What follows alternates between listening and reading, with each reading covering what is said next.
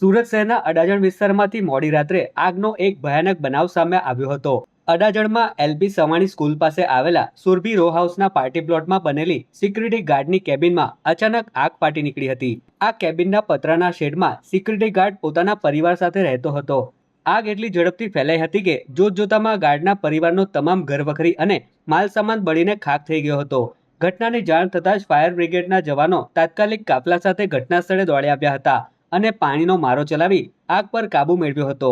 પ્રાથમિક અનુમાન મુજબ આ આગ શોર્ટ સર્કિટના કારણે લાગી હોવાનું મનાઈ રહ્યું છે. જો કે સદનસીબે આ સમગ્ર દુર્ઘટનામાં કોઈ જાનહાનિ થઈ નથી, જેથી તંત્ર અને સ્થાનિકોએ રાહતનો શ્વાસ લીધો હતો.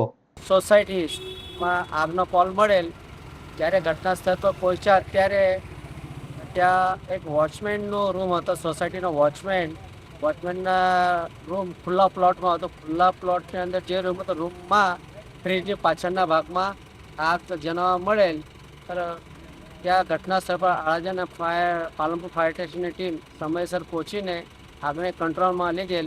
ઘરવખરીનો સામાન થોડો બળી ગયેલ, બાકી કોઈ પ્રકારની જાનહાનિ થયેલ નથી.